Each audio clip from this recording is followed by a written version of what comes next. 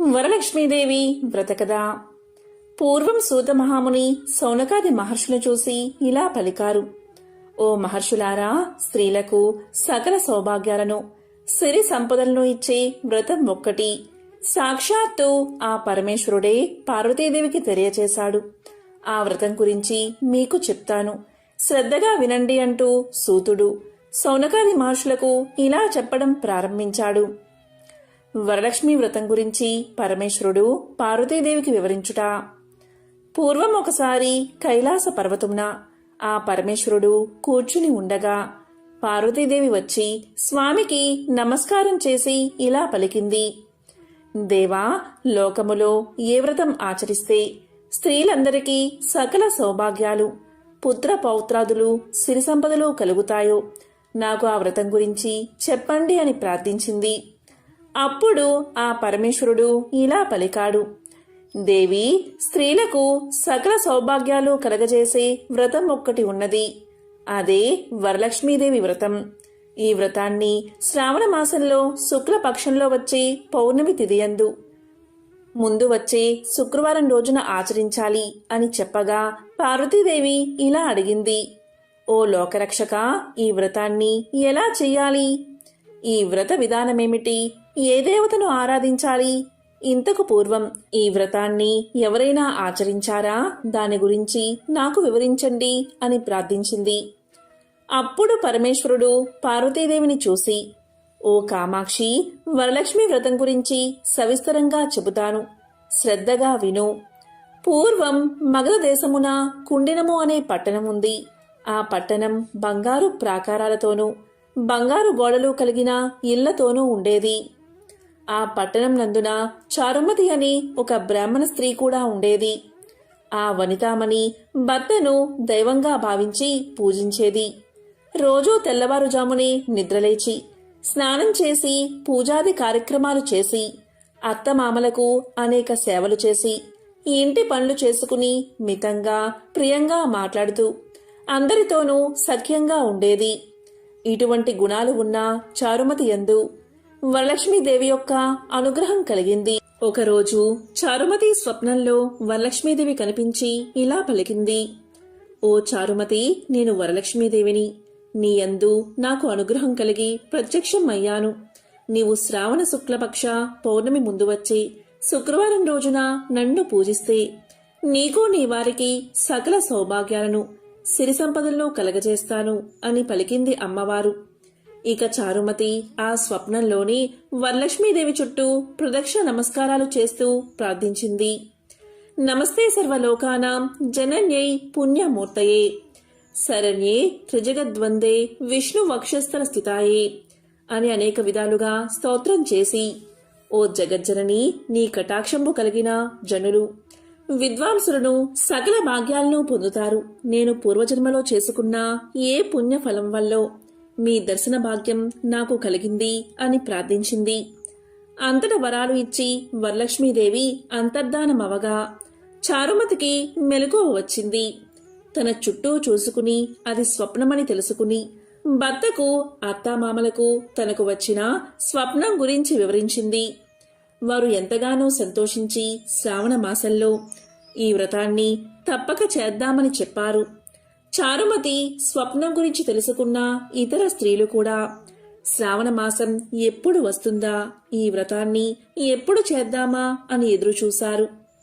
వరలక్ష్మి వ్రతం చారుమతి మరియు ఇతర స్త్రీలు చేయడం ఇలా ఉండగా వీరి భాగ్యం వల్ల శ్రావణమాస శుక్లపక్ష పూర్ణిమ ముందు శుక్రవారం వచ్చింది.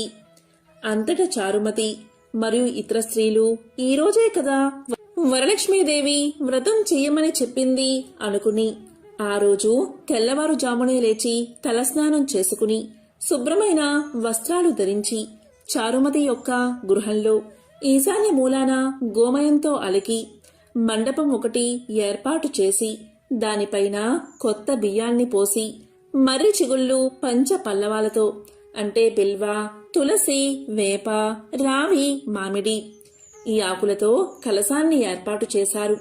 అందులోకి వరలక్ష్మీదేవిని ఆవాహన చేసి చారుమతి మొదలైన స్త్రీలంతా మిక్కిలి భక్తి శ్రద్ధలతో సాయంకాలమున పద్మాసనే పద్మకరే సర్వలోకైక పూజితే నారాయణ ప్రియదేవి సుప్రీత భవ సర్వదా. పద్మాసనే పద్మకరే సర్వలోకైక పూజితే నారాయణ ప్రియదేవి సుప్రీత భవ సర్వదా అనే శ్లోకాన్ని చెప్పి ధ్యాన ఆవాహనాది షోడశోపచారాలతో అమ్మవారిని పూజించి 9 సూత్రాలు కలిగిన తోరంబును వారి కుడి చేతికి కట్టుకుని వరలక్ష్మీదేవికి అనేక విధాలైన నైవేద్యాలు సమర్పించి ఆ మండపం చుట్టూ ప్రదక్షిణ చేశారు. ఈ విధంగా మొదటి ప్రదక్షిణ పూర్తి కాగానే వారి కాళ్లయందు గల్లు గల్లుమంటూ మంజీరములు మరియు ఇతర ఆభరణాలు ప్రత్యక్షం అయ్యాయి. వారు మిక్కిలి సంతోషించి రెండో ప్రదక్షిణ చేయగానే వారి చేతులకు నవరత్నాలతో కూడిన బంగారు హస్త్రాభరణాలు ప్రత్యక్షమయ్యాయి. వారు మరింత ఉత్సాహంతో మూడో ప్రదక్షిణ పూర్తి చేయగా వారు సర్వాభరణ అలంకృతులయ్యారు. అంతట చారుమతి మొదలైన స్త్రీల ఇళ్లల్లో సర్వాభరణాలు, రథ, గజ, తురగ వాహనాలు నిండిపోయాయి. ఆ స్త్రీలందరినీ తీసుకు వెళ్లడానికి వారి వారి ఇళ్ల నుండి రథములు, గుర్రాలు వచ్చి చారుమతి ఇంటి దగ్గర ఉన్నాయి. అప్పుడు చారుమతి మరియు ఇతర స్త్రీలు ఈ వ్రతాన్ని కల్పోక్తముగా తమతో చేయించిన బ్రాహ్మణుడికి గంధ పుష్పాలతో పూజ చేసి 12 ఉండ్రాలను దక్షిణ తాంబూలంగా ఇచ్చి నమస్కారం చేసి ఆ బ్రాహ్మణుడి ఆశీర్వాదాన్ని పొంది ఆ వరలక్ష్మీదేవికి నివేదించిన నైవేద్యమును బంధుమిత్రులతో కలిసి భోంచేశారు. పిదప వారి కొరకు వచ్చిన వాహనాలు ఎక్కి వారి ఇళ్లకు వెళుతూ ఒకరితో ఒకరు ఇలా అన్నారు. ఓహో, చారుమతీదేవి ఎంతటి భాగ్యవంతురాలు కదా! సాక్షాత్తు ఆ వరలక్ష్మీదేవే. ఆవిడ స్వప్నంలోకి వచ్చి ఈ వ్రతం గురించి చెప్పింది అని చారుమతిని మిక్కిలి కొనియాడుతూ వారి ఇళ్లకు చేరుకున్నారు. అప్పట్నుంచి చారుమతి మరియు ఇతర స్త్రీలు ప్రతి సంవత్సరం ఆ వరలక్ష్మీదేవి వ్రతాన్ని ఆచరిస్తూ అష్టైశ్వర్యాలతో భోగభాగ్యాలతో తులతూగుతూ ఉన్నారు. కాబట్టి ఓ పార్వతి, ఈ వ్రతాన్ని 4 వర్ణాల వారు చేయవచ్చు. అలా చేస్తే వారికి సకల సుఖాలు, సౌభాగ్యాలు, ఆ వరలక్ష్మీదేవి యొక్క అనుగ్రహమూ కలుగుతాయి.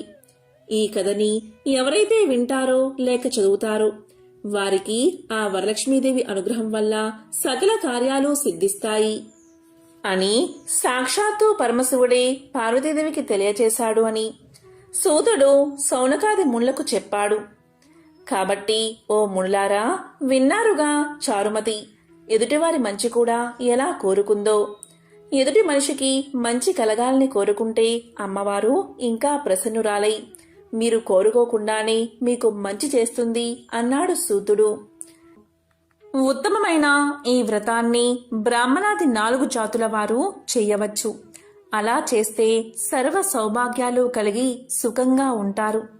ఈ కథను విన్నవారు, చదివేవారు వరలక్ష్మి వ్రత ప్రసాదం వల్ల సకల శుభాలను పొందుతారు. వరలక్ష్మి వ్రతంలో భాగంగా చేతికి తోరాన్ని ధరించే సాంప్రదాయం మనకు తెలిసిందే. ఇంతకీ ఈ తోరాన్ని ఎందుకు కట్టుకుంటారు? దీన్ని ఎలా కట్టుకోవాలి ఇప్పుడు తెలుసుకుందాం. అమ్మవారి అనుగ్రహం మన వెన్నంటే ఉంటూ సకల విజయాలు కలగాలని కట్టుకునేదే తోరం. ఇలా తోరం కట్టుకోవడమే క్రమంగా రాఖీ పండుగకు దారితీసిందని నమ్మేవారు ఉన్నారు. వరలక్ష్మి అమ్మవారి పూజ కోసం కనీసం 3 తోరాలను సిద్ధం చేసుకోవాలి. వీటిలో ఒకటి అమ్మవారికి, ఒకటి మనకు, ఒకటి ముత్తైదవుకు అన్నమాట. ఇలా సిద్ధం చేసుకునే తోరాన్ని నవసూత్రము అని పిలుస్తారు. ఆ పేరును బట్టే ఇందులో 9 దారాలు, 9 ముడులు ఉంటాయని అర్థం చేసుకోవచ్చు. నవ అనే పదం కేవలం 9 ముడులనే కాదు, నవగ్రహాలను, నవరత్నాలను, నవనాడులను, నవగ్రంథులను సూచిస్తుంది.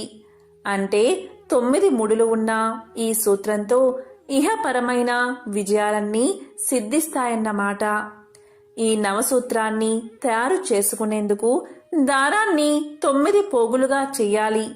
అలా దగ్గరకు చేరిన తోరానికి పసుపు పూయాలి. ఆ తోరానికి 9 చోట్ల కుంకుమ రాసి, అలా రాసిన చోట ఒక్కో పువ్వుని ఉంచుతూ 9 ముడులు వెయ్యాలి. ఇలా సిద్ధమైన తోరాలను అమ్మవారి ముందు ఉంచి తోర గ్రంథి పూజ చెయ్యాలి. గ్రంథి అంటే ముడి అని అర్థం. తోరంలోని ఒక్కో ముడిని అక్షింతలతో కానీ పూలతో కానీ పూజించడమే ఈ తోర గ్రంథి పూజ. ఇందుకోసం ఒక్కో ముడిని పూజిస్తూ ఒక్కో మంత్రం చదవాలి. ఓం కమలాయై నమః ప్రథమ గ్రంథిం పూజయామి. ఓం రమాయై నమః ద్వితీయ గ్రంథిం పూజయామి. ఓం లోకమాత్రే నమః తృతీయ గ్రంథిం పూజయామి. ఓం విశ్వజనన్యై నమః చతుర్థ గ్రంథిం పూజయామి. ఓం మహాలక్ష్మై నమః పంచమ గ్రంథిం పూజయామి. ఓం క్షీరాబ్ది తనయాయై నమః షష్ఠి గ్రంథిం పూజయామి. ఓం విశ్వసాక్షిణ్యై నమః సప్తమ గ్రంథిం పూజయామి. ఓం చంద్ర సహోదర్యై నమః అష్టమ గ్రంథిం పూజయామి. ఓం హరివల్లభాయై నమః నవమ గ్రంథిం పూజయామి. ఈ తోర గ్రంథి పూజ ముగిసిన తర్వాత ఈ శ్లోకాన్ని చదువుతూ తోరాన్ని ధరించాలి. బద్నామి దక్షిణే హస్తే నవసూత్రం శుభప్రదం పుత్ర పౌత్రాది వృద్ధించ మమ సౌఖ్యం దేహిమే రమే. పై శ్లోకంలో దక్షిణ హస్తే అని స్పష్టంగా ఉంది. అంటే తోరాన్ని తప్పకుండా కుడి చేతికే ధరించాలి. అంతేకాదు చాలామంది ఇలా ధరించిన తోరాన్ని పూజ ముగిసిన వెంటనే తీసేస్తూ ఉంటారు. కానీ తోరాన్ని కనీసం ఒక రాత్రి ఒక పగలన్నా ఉంచుకోవాలని చెబుతారు పెద్దలు.